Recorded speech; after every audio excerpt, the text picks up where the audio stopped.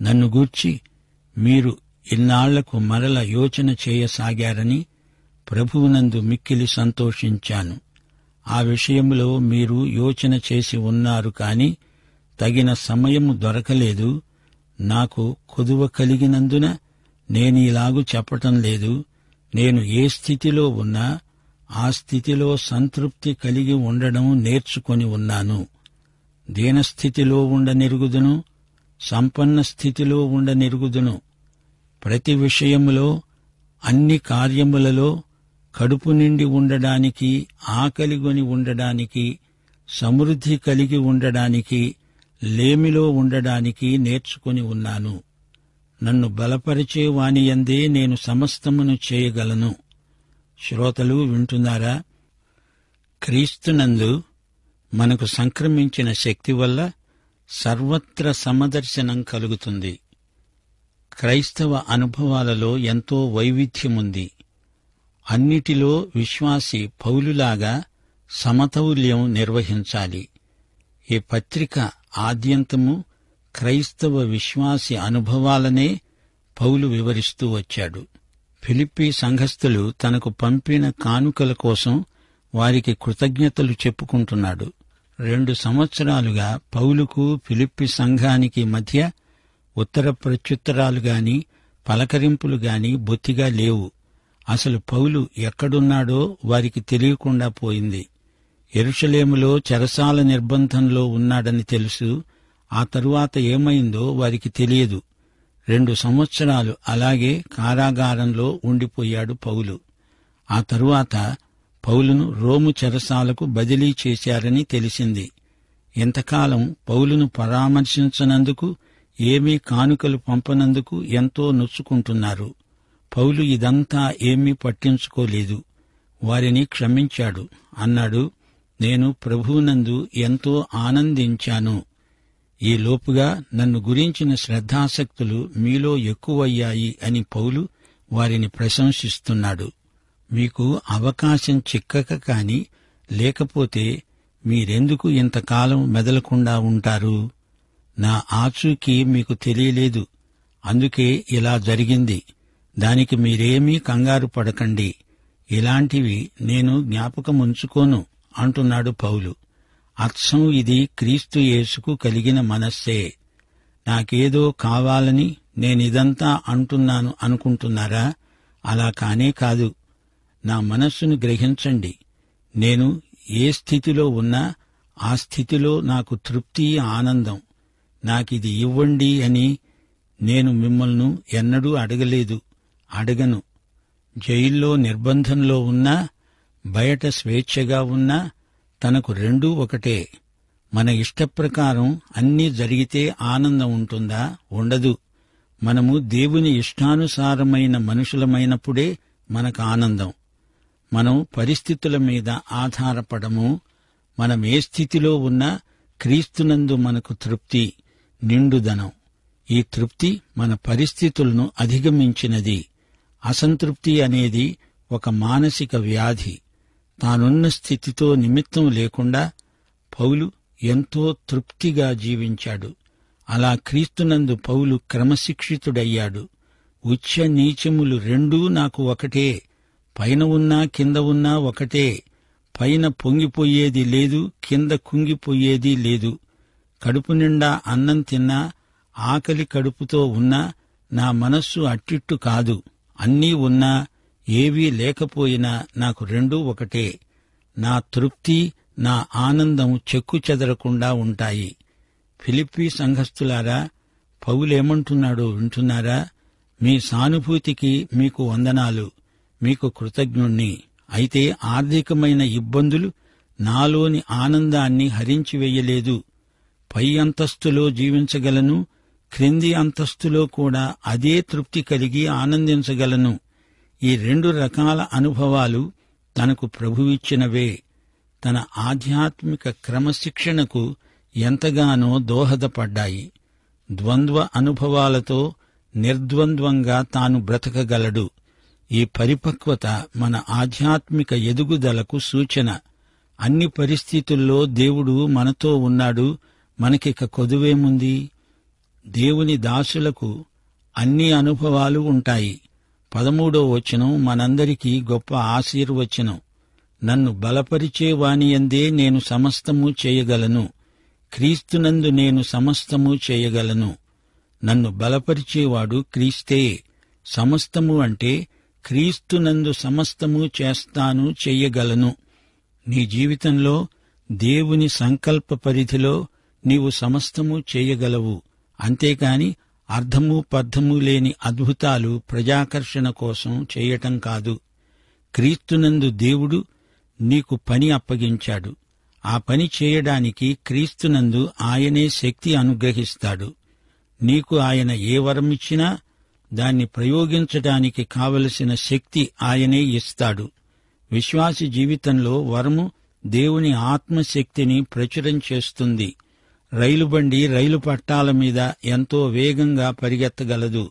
పట్టాలు తప్పితే పడిపోగలదు కూడా. పట్టాల నుండి వేరై రైలుబండి అసలు కదలలేదు, ఏమీ చెయ్యలేదు. క్రీస్తునందు నన్ను బలపరిచే క్రీస్తును బట్టి ఆయన చిత్త ప్రకారం నేను సమస్తము చేయగలను. విశ్వాసి క్రీస్తు శరీరంలో ఒక అవయవం. ఈ శరీరానికి శిరస్సు యేసుక్రీస్తే. ఆయన శరీరంలో ఉండి నీవు ఎంతైనా పనిచేయగలవు. శరీరం నుండి వేరైపోతే నీకు అసలు విలువే లేదు.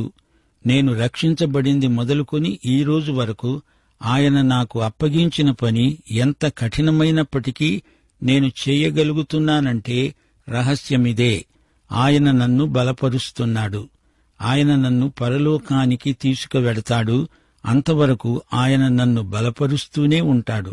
అందుకే పౌలు ఘంటాకంఠంతో చెబుతున్నాడు, నన్ను బలపరిచే క్రీస్తునందే నేను సమస్తము చేయగలను. నీ కొరకు ఆయన చిత్తమేదో అదంతా చేయడానికి నిన్ను బలపరిచేవాడు క్రీస్తే. నీ ఇష్టమొచ్చినట్లు చేయడానికి ఆయన నిన్ను బలపరుస్తాడు అనుకోవద్దు. ఆయన చిత్తమేదో అంతవరకు మాత్రమే ఆయన నిన్ను బలపరుస్తాడు.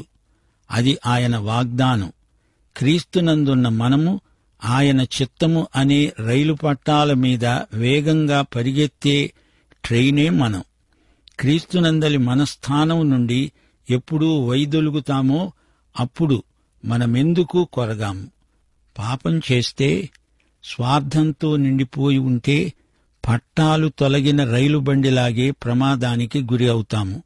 సరైన సహవాసం లేకపోయినా బలహీనపడతాము. యోహాను సువార్త 15వ అధ్యాయం 7వ వచనం, ప్రభువు ఇదే మాట అన్నాడు, నాయందు మీరు, మీయందు నా మాటలు నిలిచి ఉండిన ఎడల మీకేది ఇష్టమో అడగండి, అది మీకు అనుగ్రహించబడుతుంది. ఆయనను ఏది అడిగినా మనము ఎక్కడ ఉన్నామో ముందుగా నిర్ధారణ చేసుకోవాలి. నీవు దేవుని చిత్తంలో ఉన్నావా లేదా? క్రీస్తు నిన్ను బలపరచాలంటే నీవు క్రీస్తునందు ఆయన సంకల్పమందు ఉండాలి. దేవుని చిత్తము నీలో నీ ద్వారా నెరవేరాలంటే ఇదే మార్గం. అసలు సంగతేమిటంటే నీవు దేవుని చిత్తమందు నిలిచి ఉండి అప్పుడు నీకేది ఇష్టమో అడుగు. అంటే నీ ఇష్టమంటూ ప్రత్యేకంగా ఉండదు. ఆయనకేది ఇష్టమో అదే నీ ఇష్టమై ఉంటుంది. బైబిలు జ్ఞానం గలవారికి మాత్రమే దేవుని చిత్తమేదో బోధపడుతుంది. బైబిలు అధ్యయనం చేశాను అనుకోగానే నీ సమస్యలు మటుమాయమైపోతాయి అనుకోవద్దు.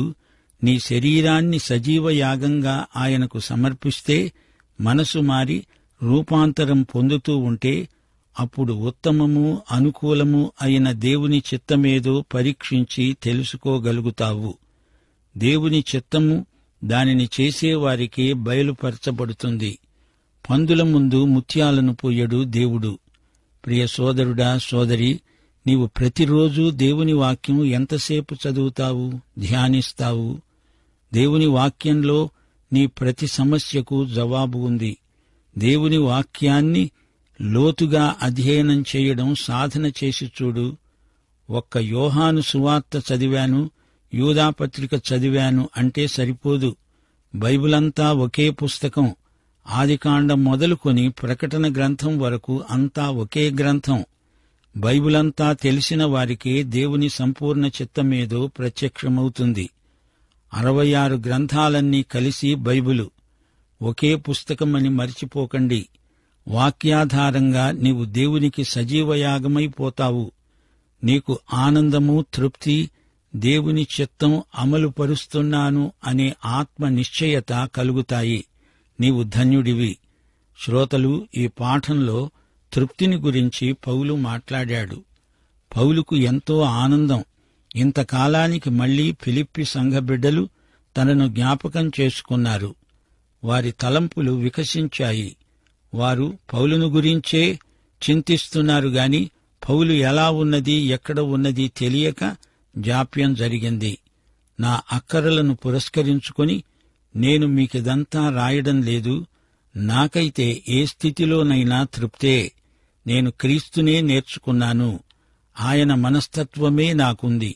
కొన్నిసార్లు ఎంతో దయనీయ పరిస్థితుల్లో ఉన్నాను. కొన్నిసార్లైతే నాకు కావలసిన దానికంటే ఎక్కువ సమృద్ధి.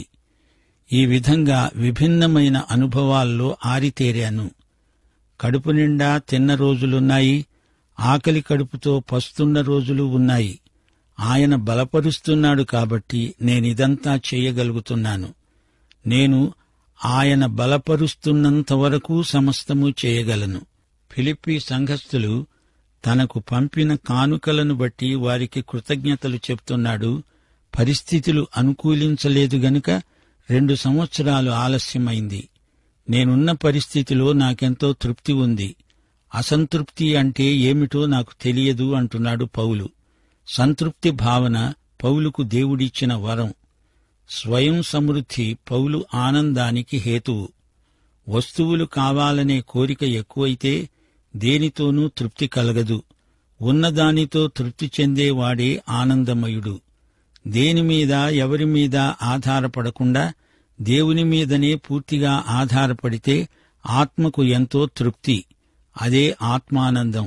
దేవుని చిత్తమిది, అందులో నేను ఉన్నాను అనే నమ్మకం పౌలుకుంది.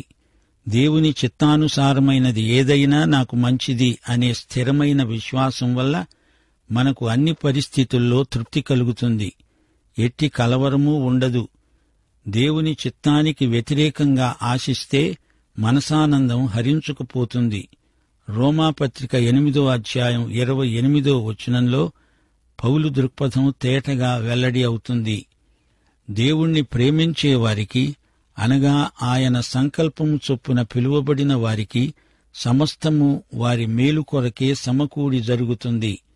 నన్ను బలపరచే వానిని బట్టి నేను సమస్తము చేయగలుగుతున్నాను. పౌలు పేర్కొన్న ఈ తృప్తి తాను స్వంతగా సాధించిన లక్షణం కాదు. ఇది దేవుడిచ్చిన ఈవి, వరం. పౌలుది క్రీస్తు సమృద్ధి. క్రీస్తే పౌలులో జీవిస్తున్నాడు. పౌలీయ భావన సన్యాసం కాదు, క్రీస్తునందు ఆత్మ పండించే పంట. క్రీస్తు పౌలులో ఉన్నాడు గనుక ఈ ఆత్మానందం అతనికి సునాయాసంగా ప్రాప్తించింది. నేను చెయ్యగలను అంటే క్రీస్తు చేయించినంతవరకు చెయ్యగలను అని పౌలు తాత్పర్యం. శ్రోతలు, ఈ పాఠంలో మనం నేర్చుకోవలసిన ప్రాథమిక సత్యాలెన్నో ఉన్నాయి. ఇంతకు పౌలు ఏమంటున్నాడు? ఇన్ని రోజులైన తరువాత నన్ను గురించి మీ శ్రద్ధ మళ్లీ వికసించినందుచేత ప్రభువునందు ఆనందించాను. మునుపు కూడా మీరు శ్రద్ధ చూపారు, నిజమే, కాదనడం లేదు. కాని ఆ శ్రద్ధను ఈ విధంగా చూపడానికి మీకు అవకాశం చిక్కలేదు. నాకు ఏదో అక్కర ఉండడం చేత నేనిలా రాస్తున్నానని మీరనుకోవద్దు. నేను ఏ పరిస్థితుల్లో ఉన్నా అవే పరిస్థితుల్లో తృప్తి చెందడం నేర్చుకున్నాను. పౌలు ఇప్పుడు ఆనందించడానికి కారణం తనకేదో దొరికిందని కాదు, గాని దీని మూలంగా వారికి దేవుని నుండి బహుమతి లభిస్తుంది అని పౌలు ఆనందిస్తున్నాడు. 1 తిమోతి 6వ అధ్యాయం 6 నుండి 8వ వచనం వరకు సంతుష్టి సహితమైన దైవభక్తి గొప్ప లాభ సాధనమై ఉన్నది. మనమీ లోకములోనికి ఏమీ తేలేదు, దీనిలో నుండి ఏమీ తీసుకొని పోలేము. కాగా అన్నవస్త్రములు గలవారమై ఉండి వాటితో తృప్తి పొంది ఉందాము. హెబ్రీ పత్రిక 13వ అధ్యాయం 5వ వచనం కూడా ఇదే మాట అంటోంది. ధనాపేక్ష లేనివారై మీకు కలిగిన వాటితో తృప్తి చెంది ఉండండి. లూకాసు వార్త 3:14 బాప్తిస్మకుడైన యోహాను ప్రబోధం, సైనికులారా, మీరెవరినీ బాధ పెట్టకండి, తృప్తి పొంది ఉండండి. ఈ లోకంలో నిజమైన ధనికుడెవడు? తనకున్న దానితో తృప్తి చెందేవాడే అసలైన ధనికుడు. తృప్తి అనేది పౌలు నేర్చుకున్న సుగుణం. ఈ తృప్తి స్వతహాగా ఎవరికీ రాదు. విశ్వాసి హృదయానికి కావలి ఉండే సమాధానంతో పాటు ఈ తృప్తి మనకు అలవడుతుంది. పౌలు ఎలాంటి పరిస్థితుల్లో తృప్తిగా ఉండడం నేర్చుకున్నాడు? 2 కొరింథీ పత్రికలో కొన్ని పరిస్థితులను పౌలు పేర్కొన్నాడు. ఎటుపోయినా శ్రమలే, అయినా అది నాకు ఇరుకు అనిపించలేదు. అపాయంలో కూడా ఉపాయం మాకుంది. తరుమబడుతున్నా దిక్కులేని వారము కాము, పడద్రోయబడినా నశించేవారము కాము. శ్రమలు, ఇబ్బందులు, ఇరుకులు, దెబ్బలు, చెరసాలలో, అల్లరుల్లో, ప్రయాసముల్లో, జాగరణముల్లో, ఉపవాసాలలో దేవుని బలం మాకుంది. కుడి ఎడమల నీతి ఆయుధాలు మాకున్నాయి. అన్ని పరిస్థితుల్లో మాకు తృప్తి ఉంది. ఏమీ లేనివాణ్ణి అయినా నేను సమస్తము కలిగిన వాణ్ణి. శ్రోతలు వింటున్నారా? విశేషంగా ప్రయాసపడ్డాడు పౌలు. ఎన్నోసార్లు చెరసాల నిర్బంధంలో ఉన్నాడు. అపరిమితంగా దెబ్బలు తిన్నాడు. అనేకసార్లు ప్రాణాపాయంలో ఉన్నాడు. 5 సార్లు దెబ్బలు తిన్నాడు. ప్రతిసారి 39 కొరడా దెబ్బలు. 3 సార్లు పౌలును బెత్తాలతో కొట్టారు. ఒకసారి రాళ్లతో కొట్టారు. 3 సార్లు నౌకాభంగం. ఒక రోజంతా సముద్రంలో గడిపాడు. ప్రయాణంలో, నదులలో, ఆపదల్లో, దొంగల వల్ల, స్వజనుల వల్ల, అన్యజనుల వల్ల, పట్టణాలలో, అరణ్యంలో, కపట సహోదరుల వల్ల ఎన్నెన్నో బాధలు అనుభవించాడు. పౌలు చెప్పనివి, రాయనివి ఇంకా ఎన్నో అనుభవాలు ఉన్నాయి. శ్రోతలు జ్ఞాపకముంచుకోండి. పౌలు ఈ ఉత్తరం చెరసాలలో నుండి రాస్తున్నాడు. ధనము, ఆస్తిపాస్తులు, సుఖభోగాలు, విలాస వస్తువులు కూడబెట్టుకోవాలి అనే ఆశగలవారు దేవుని వాక్య ప్రమాణానికి ఎంతో దూరంగా ఉన్నారు. ఇలాంటి మనస్తత్వం ఆధ్యాత్మిక జీవితానికి ఎంతో హానికరం. పౌలంటున్నాడు, నన్ను బలపరుస్తూ ఉన్నవాని ద్వారా నేను అన్నీ చేయగలను. శ్రోతలు గమనించండి. పౌలు నేర్చుకున్నదే విశ్వాసులందరూ నేర్చుకోవాలి. 2 కొరింథీ 12:8-10 ప్రభు అన్నాడు, నా కృప నీకు చాలు, నీ బలహీనత యందు నా శక్తి పరిపూర్ణమవుతున్నది. నేనెప్పుడు బలహీనుణ్ణో అప్పుడే బలవంతుణ్ణి. క్రీస్తు నిమిత్తము నాకు కలిగిన బలహీనతల్లో, నిందలలో, ఇబ్బందుల్లో, హింసలలో, ఉపద్రవములలో నేనెంతో సంతోషిస్తున్నాను. ఇది పౌలు సాక్ష్యం. నాకేమీ చేతకాదు అని విశ్వాసి ఎన్నడూ అనుకోకూడదు. బలపరిచేవాడు క్రీస్తు నీకు ఉండగా నీవు ఏదైనా చేయగలవు. సర్వసమర్థుడైన దేవుడు నీకున్నాడు. పౌలు తన స్వంత శక్తి సామర్థ్యాలపైన, తన స్వంత క్రమశిక్షణ మీద నమ్మకం పెట్టుకున్నవాడు కాడు. జీవితంలో ఎలాంటి పరిస్థితి ఎదురైనా, ఏ పని చెయ్యవలసి వచ్చినా, ఎంత కష్టమైనా తాను విజయం సాధించగలడు. ఇదే పౌలు సాక్ష్యం. రోమాపత్రిక 8:37 మనలను ప్రేమించిన వాని ద్వారా మనము అత్యధిక విజయము పొందుతున్నాము. క్రీస్తునందు మమ్ములను విజయోత్సవముతో ఊరేగిస్తున్న దేవునికి స్తోత్రం. పౌలుకు కలిగిన మనసు ఎలాంటిదో గుర్తించారా? శ్రోతలు, 2 కొరింథీ 3:4-6 వరకు మా వలన ఏదైనా అయినట్లుగా ఆలోచించడానికి మా అంతట మేమే సమర్థులమని కాదు, మా సామర్థ్యము దేవుని వల్లనే కలిగింది.